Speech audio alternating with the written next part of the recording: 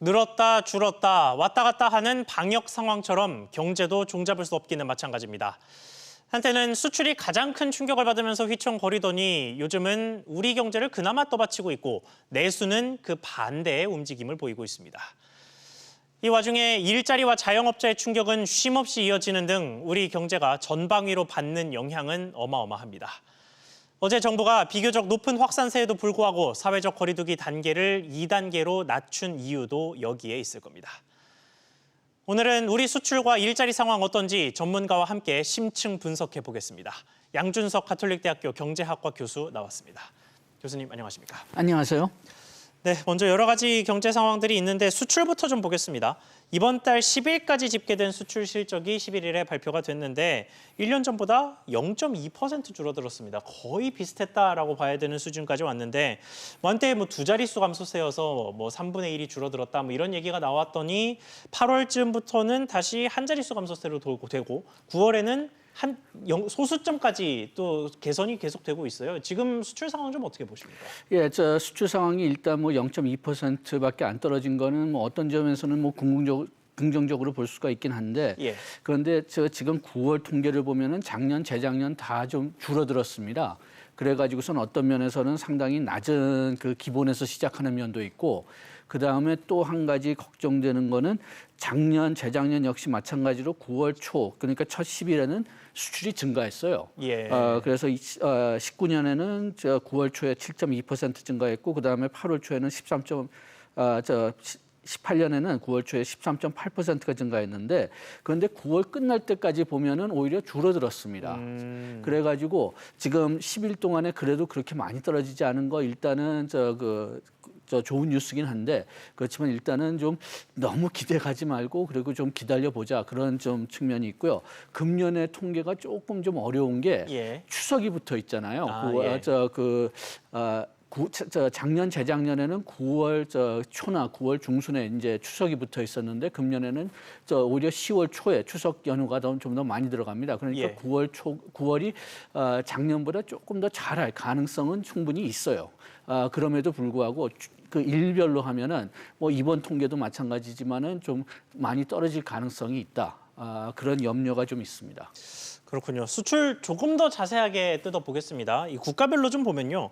중국과 미국, 그러니까 우리나라의 1위 수출국과 2위 수출국이죠. 이 대형 수출국들은 그래도 꾸준히 좀 선방을 했다라고 평가를 할 수 있을 것 같고 반면에 유럽과 중동 쪽으로 수출이 좀 많이 안 좋은 상황인 것 같아요. 이 국가별 수출 상황은 좀 어떻게 보십니까? 예, 국가별 수출 상황은 수출은 우리나라보다는 어떤 면에서는 그 수입을 하는 나라에 달려 있어요.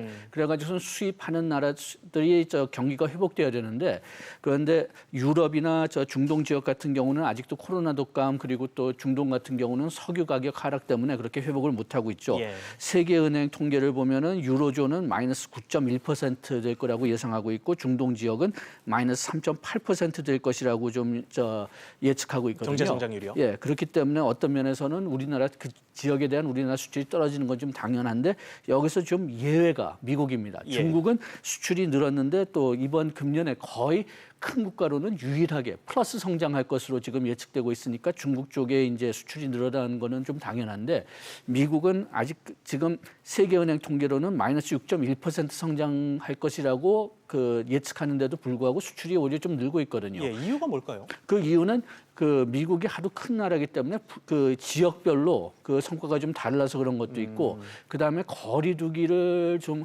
그 철저히 하지 않기 때문에 그렇기 때문에 경제 활동이 어느 정도 좀 일어나고 있기 때문에 좀 그렇다. 그런 면으로 좀 볼 수가 있는데 반면에 미국이 특히 그러면은 좀 위험한 게 그러면은 만약 그 코로나 독감이 좀 더 지금보다 악화되거나 아니면은 걷잡을 수가 없게 된다면은 그러면은 상당히 좀 수출이 다시 떨어질 가능성이 높다. 그렇게 해서 좀 위험성이 높은 나라지만은 그렇지만 지금 현재로는 그래도 경제 활동이 비교적 잘 돌고 있으니까 좀 수출이 증가한다. 좀 그래서 좀 좋은 뉴스로 봐야죠. 알겠습니다. 자, 국가별로 봤으니까 품목별로도 좀 살펴봐야겠죠. 역시나 반도체가 효자였습니다. 특히 최근 들어서 판매량이 꽤 많이 눈에 띄게 늘었는데 이게 미국이 화웨이에 대한 강화된 제재를 발표하면서 화웨이가 그 제재 시행 이전에 물량을 미리 확보하려고 뭐 소위 사재기를 한다. 이런 식의 주장들이 좀 있더라고요. 교수님께서는 어떻게 보십니까? 뭐 그런 가능성은 충분히 있다고 봅니다. 지금 화웨이가 지금 일단 전략을 보면은 만약 그 트럼프 대통령이 재선을 이기지 못하면은 그럼 바이든 대통령이 들어오면은 바이든 대통령하고 중국하고 어떻게 좀 뭐 협상을 해가지고 좀 화웨이에 대한 제재를 좀 줄일 수 있지 않나 좀 그런 생각을 좀 드는데 그게 연말 일단은 이후가 되지 않는 그렇죠. 그러니까 일단 연말 이후까지 확보할 수 있는 양은 지금 확보해야죠. 예. 만약 트럼프 대통령이 확실히 재선된다면은 그러면은 뭐 많이 사재기를 해봤자 뭐 한 6개월 있으면은 뭐 다시 거품이 되기 때문에 뭐 다른 전략을 생각해야 되겠지만은 혹시 바이든 대통령이 재선된다면은 일단은 6개월 버텨보고선 보자. 그런 전략을 택할 수가 있죠. 그렇군요. 자, 화웨이 제재를 이야기한 김에 이제 내일부터죠. 현지 시간으로 내일이고 우리 시간으로 뭐 내일 밤 늦게나 모레 새벽이 될 것 같은데 화웨이에 대한 강화된 미국의 제재가 시작이 됩니다. 그래서 우리 기업들도 이미 그날부터는 화웨이에 반도체를 공급하지 않겠다라는 식의 입장을 정한 것으로 알려져 있는데 우리 기업들에 대한 실질적인 충격이 얼마나 될 거라고 보십니까? 삼성 같은 경우는 실질적인 타격은 거의 없을 걸로 봅니다. 네. 왜냐하면은 그 매출액에서 그 파웨이가 삼성이 차지하는 비중은 3.8%에 불과해요. 그런데 반도체는 못 팔지만은 지금 그 화웨이에 대한 국제적 제재가 계속되기 때문에 5G 장비 팔거나 아니면 중국 외 지역의 스마트폰 파는 데 있어서는 오히려 좀 이득이 될 수 있을 것 같거든요. 그렇기 때문에 삼성한테는 그렇게 큰 타격이 없을 것 같은데 문제는 SK 하이닉스죠. 예. 하이닉스는 반도체밖에는 더 생산하지 않고 또 매출 비중도 화웨이의 매출 비중도 더 큽니다. 11.4%. 네. 그래가지고선 하이닉스는 여기에 대해서 좀 타격이 심할 걸로 봅니다. 그렇군요. 자, 그리고 중국은 또 중국대로 또 입을 열었어요. 뭐 최고의 고객을 놓칠 거다. 그래서 뭐 삼성, 화웨이가 죽으면 삼성도 뭐 무사하지 않을 것이다. 뭐 이런 식의 위협 섞인 하지만 사실 속내는 좀 애원하고 있는 듯한 뭐 이런 식의 움직임을 보이는데 어떻게 보셨습니까? 예, 뭐 중국 입장에서는 할 수 없죠. 중국 입장에서는 최대한 화웨이에 대한 공급을 뭐 계속 지속하고 싶은데 그런데 지금 우리는 미국을 무시할 수 없는 상황이니까 트럼프 대통령은 무시할 수 없는 상황이니까 그러니까 중국도 아마 이걸 알고는 있을 겁니다. 알고는 있을 거지만은 그래도 한마디는 해야죠. 그렇기 때문에 뭐 이런 말을 한 것 같아요. 그럼 이게 우리나라 기업들에 대한 뭐 실질적인 보복이나 이런 쪽으로 돌아올 가능성이 실질적인 보복이 좀 있을지는 모르겠습니다. 네. 그러니까 왜 미국의 말을 들었느냐, 뭐 미국의 그런데 정부 차원의 제재보다는 뭐 국민 차원의 제재가 더 있을지 않을까. 뭐 물론 거기에 좀 그 애매한 데가 있지만은 그런 그 국민 위주로 좀 보복 조치가 있을지 몰라도 정부 측에서는 뭐 그렇게 예상하지 않고 있습니다. 알겠습니다. 자, 수출 이야기는 이쯤 하고요. 우리 경제 전반에 대한 진단으로 좀 넘어가 보겠습니다. 지난주 금요일에 기획재정부에서 그린북이라고 부르는 최근 경제 동향 보고서를 냈습니다. 역시나 최근 코로나19 재확산세를 반영해서 부정적인 이야기가 많이 나왔고요. 그리고 이틀 뒤였던 어제는 정부가 수도권의 사회적 거리 두기를 완화를 했습니다. 2.5단계에서 2단계로 내렸다라고 평가할 수 있을 것 같은데 뭐 방역이냐 경제냐 이 둘 중에 하나를 고르기는 좀 어려운 문제이긴 합니다만 일단 지난 주말에 정부는 방역보다는 경제 쪽에 조금 더 무게중심을 뒀던 것 같아요. 이 주말 사이 정부 움직임 좀 어떻게 보셨습니까? 예, 지금 정부가 뭐 경제 어려움, 특히 소상공인들의 어려움을 모르지는 이해는 할 수 있는데 그렇지만은 지금 우리가 좀 어떤 면에서 상당히 좀 모험을 하고 있다고 저는 개인적으로는 생각합니다. 예. 물론 그 정부에서도 충분히 전문가들을 그러니까 그 방역 담당하시는 분들의 이야기를 들었겠지만은 그렇지만은 언제든지 문제가 뭐냐 하면은 요게 우리나라는 하도 좀 어떤 면에서는 경제 생산이 좀 집중돼 있어요. 네. 뭐 삼성전자나 뭐 현대자동차 같은 데 집중돼 있는데 만약 그 코로나 독감이 여기에 퍼져져 가지고선 그런 그 대형 우리나라가 진짜 의존을 많이 하는 생산 시설이 영향받게 된다면은 그러면은 큰 타격이 있을 가능성이 크거든요. 그래가지고선 저는 개인적으로 좀 방역에 상당히 더 무게를 뒀으면 좋겠다 그렇게 생각하지만은 그렇지만 지금 소상공인들이 하도나 그냥 어려움이 많고 그다음에 네. 이번 지원에도 그렇게 만족하지 않아 가지고선 이런 절차를 취하지 않았나 좀 그런 생각이 드는데 어쨌든 지금 국내 소비나 설비 투자가 좀 낮아지는 거는 계속 사실입니다. 예. 그 그린북 지금 얘기하셨지만은 그 그린북의 그 자료들은 대부분 7월 자료예요. 네. 7월 자료 6월 자료 아니면 7월 자료인데 특히 소매 판매 같은 거는 그런데 거기서도 상당히 좀 숫자가 나쁘게 나왔는데 네. 8월 숫자는 거리 두기가 더 강화됐기 때문에 그 숫자보다 더 나쁜 게 뻔하고 그렇겠죠. 바로 이 전해 기사에서도 그런 조짐이 지금 나오고 있거든요. 그렇기 때문에 이런 그 방역보다는 좀 그 경제 활동을 좀 강화시키는 그런 그 초이스를 하지 않나 생각하지만은 그렇지만 그래도 우리가 뭐 계속 얘기하지만은 우리가 완전히 경제가 좀 정상화로 돌아오려면 첫째는 코로나 독감을 통제해야 되는데 우리가 그걸 아직 못 하고 있어요. 네. 그다음에 두 번째는 국민들이 나가서 소비 활동하는 걸 좀 안심스럽게 생각해야 되는데 지금 이렇게 아직까지도 그 세 자리 숫자 거의 세 자리 숫자의 그 전염이 있으면은 국민들이 그렇게 안심을 하고 있나? 그렇죠. 만약 국민들이 안심을 하고 있지 않다면은 그러면은 정부가 이렇게 뭐 풀어놔도 손님들이 안 찾아올 수가 있거든요. 네. 그러면은 뭐 2단계로 풀어놨다고 해도 실질적으로는 뭐 2.5단계 계속 있는 거죠.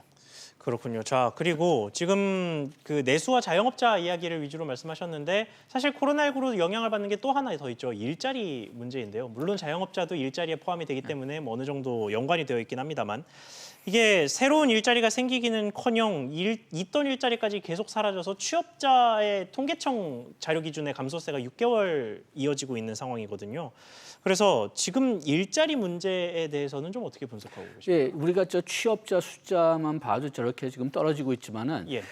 또 한 가지 그 걱정스러운 게 지금 경제 활동 인구가 지금 계속 줄고 있어요. 그렇죠. 그러니까 15세 이상 인구들은 그럭저럭 조금씩 늘고는 있지만은 그렇지만은 취업 숫자도 줄고 그다음에 경제 활동 인구 숫자도 줄어들고 있다면은 그러면은 일자리를 찾기를 아예 포기하거나 아니면은 코로나 독감 때문에 나는 좀 무서워가지고서 일자리 안 찾겠다는 사람들이 계속 는다는 뜻이거든요. 그렇기 때문에 아까 얘기했지만은 우리가 이 코로나 통제를 최대한 빨리 통제를 하고 국민들을 안심시키기 전에는 이런 추세가 바뀌기도 좀 어려울 것 같고 그다음에 코로나 독감 때문에 뭐 사람들이 뭐 식당이나 뭐 숙박시설 같은 데 안 간다면은 그러면은 특히 저소득층의 일자리가 많이 줄어들 것이 걱정됩니다. 그렇군요. 자, 일자리가 줄어든다라는 거는 뒤집어 말하면 기업들이 어렵다라는 이야기도 되겠죠. OECD에서 실제로 보고가 하나 나왔는데 우리나라의 한계 기업, 그러니까 번 돈으로 빌린 돈의 이자도 제대로 못 갚는 기업들이 계속 가파르게 늘고 있다라는 식의 경고성 메시지가 나왔어요. 그게 코로나19로 더 아마 안 좋아질 가능성이 높아 보이는데 이렇게 되면 걱정이 되는 게 기업이 휘청이고 그래서 그것 때문에 고용이 줄다 보니까 소비가 줄고 그로 인해서 또다시 기업이 직격탄을 맞고 이런 식의 침체의 악순환이 시작되는 것 아니냐 이런 식의 우려가 나오는데 어떻게 보십니까? 예, 문제는 그 한계 기업 그러니까 좀비 기업 문제가 굉장히 오래된 문제입니다. 예. 그래가지고선 지금 우리가 뭐 금년에 좀 나빠지긴 했다고 얘기하지만은 그렇지만은 근본적으로는 2016년서부터 뭐 지금하고 비슷한 14.2% 정도의 그 비중을 유지하고 있고요. 그리고 그 2015년서부터 16년 사이에 좀 약간 떨어지긴 했지만 그래도 2012년서부터 계속 좀 증가하는 세였어요. 예. 그래서 우리가 그 특히 이런 좀비 기업들을 보면은 중소기업들이 많은데 우리가 중소기업의 어떤 구조조정을 좀 철저히 했어야 됐었는데 뭐 매년 마찬가지죠. 그렇게 구조조정을 하면은 일자리가 많이 없어질 거라 그렇죠. 염려해가지고선 그냥 이런 한계적인 중소기업을 지원하는 그런 그 조치를 많이 취했죠. 그냥 중소기업의 어떤 뭐 특별 대출을 해준다든지 금리를 내려준다든지 그런 정책을 하니까 오히려 이런 한계 기업들을 계속 유지시켜주는 그런 악영향이 있지 않았나 그렇게 보는데 금년에도 또 문제는 마찬가지예요. 이 좀비 기업들을 빨리 좀 정리시키고 그래야지만 이제 좀 경제가 좀 활발하게 좀 움직일 수가 있고 그 다음에 생산성도 높아질 수가 있지만은 지금 당장 하면은 특히 코로나 독감이 와중에 하면은 그러면 일자리가 많이 떨어질 수가 있다고 걱정해가지고선 계속 손을 못 대고 있는 거죠. 예. 그런데 이거는 어떤 면에서는 굉장히 장기적인 문제가 돼가고 있습니다. 그렇군요. 자, 지금까지 뭐 수출, 내수, 기업, 일자리 상황들 쭉 살펴봤는데 결국 정부가 4차 추경을 하고 적자구체 발행을 예고를 하면서 다시 돈을 투입하겠다는 의지를 내비쳤는데 뭐 어쩔 수 없는 선택이었다 싶기는 합니다만 일각에서는 이렇게 자꾸 정부가 돈을 투입하게 되면 말씀하신 것처럼 뭐 여러 가지 우려가 오히려 나올 수도 있다라고 이야기를 하거든요. 그러면 지금 코로나19 상황을 극복하고 코로나 이후 상황을 대비하기 위해서 어떤 경제 정책을 펼쳐야 할지 조언 한마디 부탁드리겠습니다. 예, 지금 당장 현재는 아까 얘기했지만은 이게 좀비 기업을 좀 키울 그 염려도 있긴 하지만은 지금 당장은 기업들을 최대한 살릴 수밖에 없을 것 같습니다. 예. 그래야지 뭐 경기가 조금 더 좋아지면은 일자리가 회복할 수가 있으니까요. 그렇지만은 그 코로나 독감을 어느 정도 통제한 다음서부터는 생산성을 높이는데 그런데 생산성을 높이는데 그 1차 순위를 줘야 될 것 같고 그렇다면은 뭐 노동 시장이나 막 아까 얘기했던 중소기업이나 그런데 큰 구조 조정 같은 거나 개혁이 있어야 될 것입니다. 뭐 규제 개혁 같은 것도 좀 당연히 있어야 될 거고요. 그런데 어떤 면에서는 지금 이러한 그 코로나 독감 그 시대가 금년에 끝나지 않고 내년에도 계속될 것 같으니까 네. 그러니까 그런 생각을 좀 안 하는 것 같아요. 이게 아무래도 그 다음 정권에서 그냥 할 거다 그런 생각이 좀 있으니까 일단은 그 지금 현재 금년 내년 살아남는 것만 올인해두고 경제뿐만이 아니라 정치 쪽에서도 예. 그 다음에 그 다음에 좀 장기적인 정책은 다 뭐 차기 정권에 던지자 뭐 그런 생각이 있어가지고선 지금 진짜 좀 장기적인 계획은 별로 나오지가 않는 것 같습니다. 예. 알겠습니다. 정부가 장기적인 계획 수립에 물밑에서라도 좀 나서고 있었으면 좋겠습니다. 오늘 말씀 여기까지 듣겠습니다. 지금까지 양준석 가톨릭대학교 경제학과 교수와 이야기 나눠봤습니다. 교수님 오늘 말씀 감사합니다. 고맙습니다.